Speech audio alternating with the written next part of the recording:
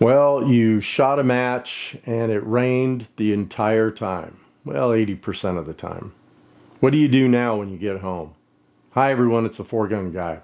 And today we're going to talk about what to do when you're in a rainy match or out practicing and it rains, and how you should take care of your rifle when you get back home. So I just want to go over, I'll talk a little bit about the match, how I tried to keep the rifle protected as much as possible. And then when I got home, what I did immediately and what I'm going to do today, which I probably should have done when I got home, but I was wiped out. So if you're ready to go, let's get to it.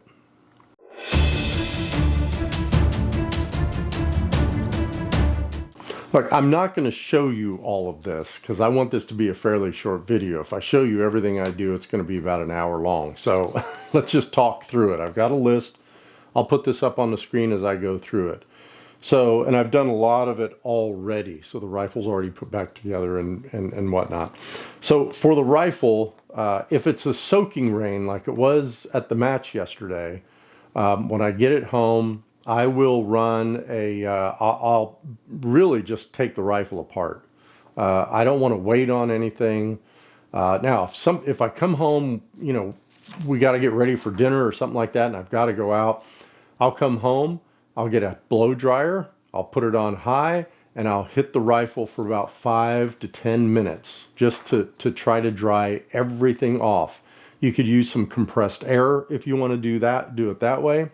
But really that's what I do.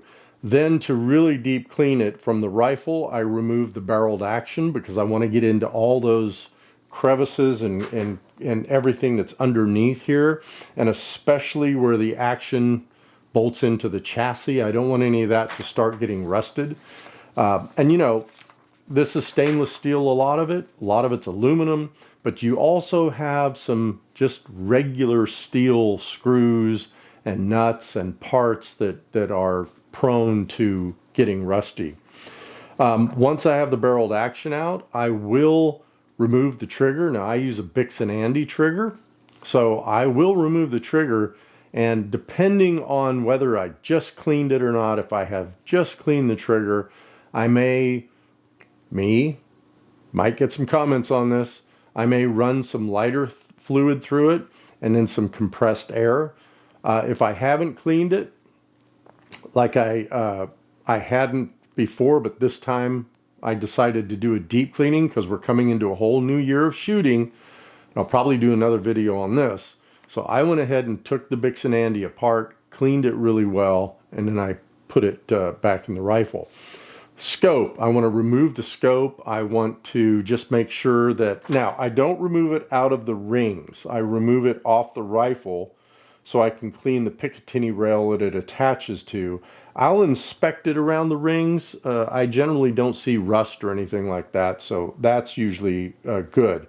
You might get rust on the Picatinny and on the mount itself, so I'll take it off since I already have the barreled action off. Actually, I do that before the barreled action and do that.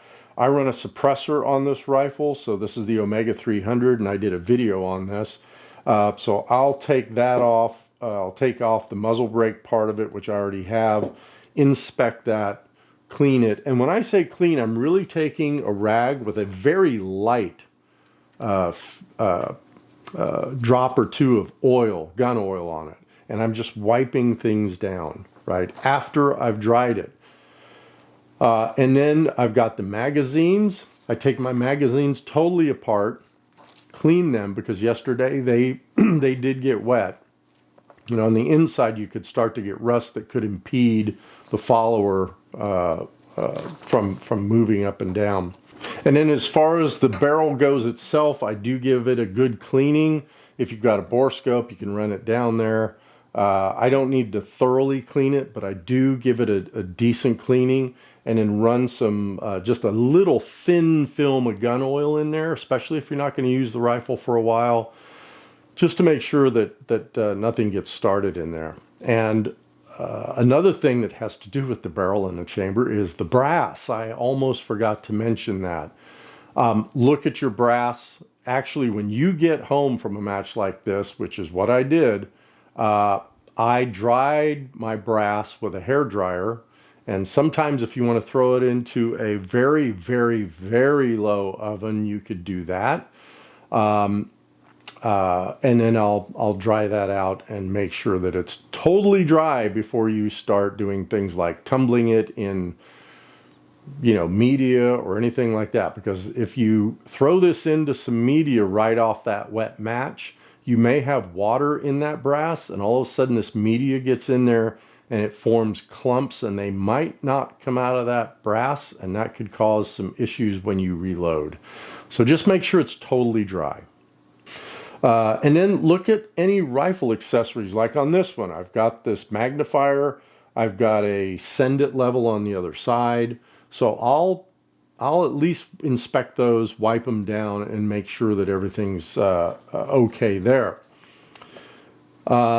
Shooting bags. So I've got all my bags out in the back right now, covered. I left them out there all night with the ceiling fans underneath the covered portion of our patio running. And this morning I went out there and checked them. They were pretty dry. I turned them over. I'm going to leave them out there all day because we're supposed to get into high 70s here in Houston in December today. So shooting bags. Bipod. I already took the bipod off. I oiled it, cleaned it. There were signs of rust on it. So again, I wiped that down, cleaned it, made sure it functioned properly and smoothly. So that's done. And then the final thing you'll want to look at is probably your tripod. So don't forget your tripod, because yesterday it was muddy. I noticed I had mud on the legs, and all of a sudden that's going to start getting up into those joints and binding up. So just make sure that you cover all that.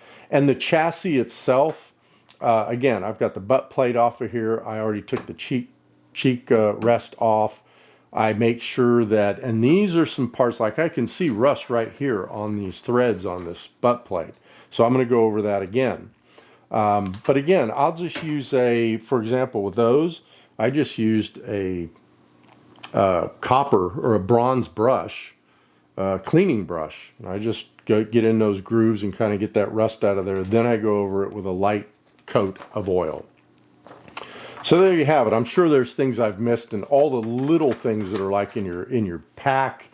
You may want to take things out of your pack if it got wet. Mine stayed pretty dry because I had a cover on the cart.